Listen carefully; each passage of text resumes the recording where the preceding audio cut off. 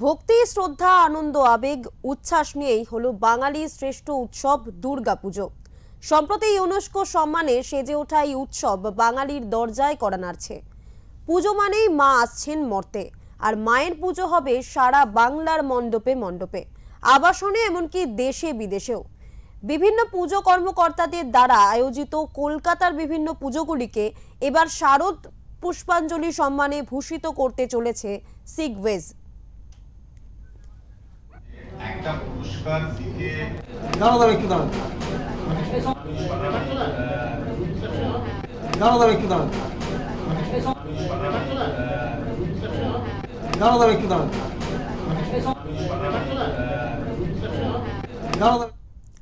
সভ্যতার অগ্রগতির সঙ্গে ক্ষতিগ্রস্ত হচ্ছে প্রকৃতি।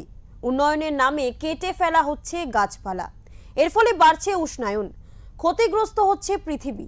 এই বিষয়টিকেই মাথায় রেখে প্রকৃতি বাঁচলে বাঁচবে পৃথিবীও, এমনই স্লোগানকে সামনে রেখে এবার বিভিন্ন পুজো মণ্ডপগুলিকে সম্মানিত করবে সিগওয়েজ। এবার তারা সম্মান প্রদানে সেই সব পুজোগুলিকেই বেছে নেবেন যা পরিবেশ বান্ধব, সমাজকে পরিষ্কার পরিচ্ছন্ন রাখা বা সবুজ পৃথিবী গড়ার লক্ষ্যে বার্তা দেবে।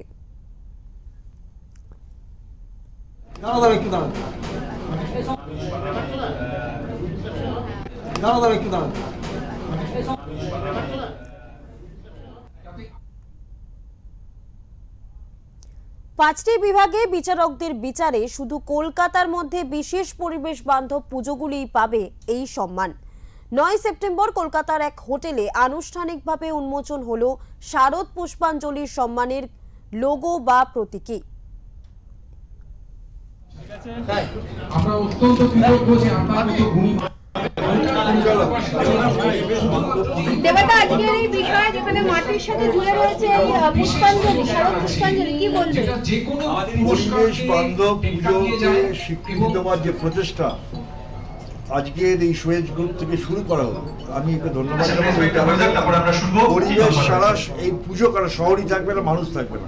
তাই পরিবেশের ক্ষেত্রে যারা কাজ করছেন তাদের সকলকে আমাদের অনেক অনেক শুভেচ্ছা। আমি আশা করব এই পরিবেশ বা যে বান্ধব পুজোর যে প্রতিযোগিতা সেটা অনেক পুজোকে উৎসাহিত করবে পরিবেশ সহায়ক পুজো তৈরি করার জন্য।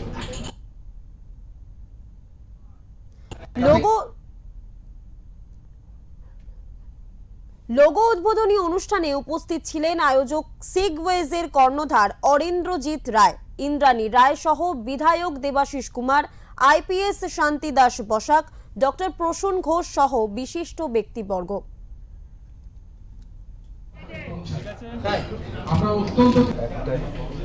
তার আগে আমি প্রসূনদাকে অনুরোধ করব যে আজকাল কথাটা চলছে, আমরা সেই ইকো ফ্রেন্ডলির ব্যাপারটায় যাই। আমাদের ইকো ফ্রেন্ডলি মানে পরিবেশ সচেতন, পরিবেশ মানে ওই গাছপালা পাখি নয়, মানসিক পরিবেশ তৈরি করতে হয়, আবহাওয়া নিজের আবাসিক পরিবেশটা তৈরি করতে হয় এবং নিজের মনোরম পরিবেশ তৈরি করতে হয়। সেইটার জন্যই এই পুরস্কার, সেটার জন্যই চিন্তা করে এই পুরস্কারের চিন্তা। আর সবচেয়ে বড় কথা যে বাংলার মাটিতে যেভাবে দূষণ বেড়ে যাচ্ছে, শুধু আমাদের যে মানসিক উৎপীড়ন হচ্ছে সেটাও একটা দূষণের কারণ। তো তার জন্য সচেতনতা দরকার। সেই সচেতনতা ছড়িয়ে দেওয়ার জন্য আমরা বহুবিধ চেষ্টা করছি। ঘোড়ামারা দ্বীপের আজকে দ্বীপটা পুরো তলায়, জলের তলায় চলে যাচ্ছে, সেটা সংরক্ষণের জন্য সিগওয়েজ অনবরত কাজ করে চলেছে।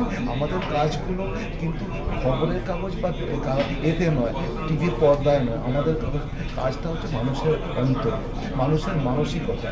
সেই মানুষের মানসিকতার চিন্তা করেই আজ সিগওয়েজ নিয়ে এসছে তার উৎসবের। কেন সিগওয়েজ বুঝেছিল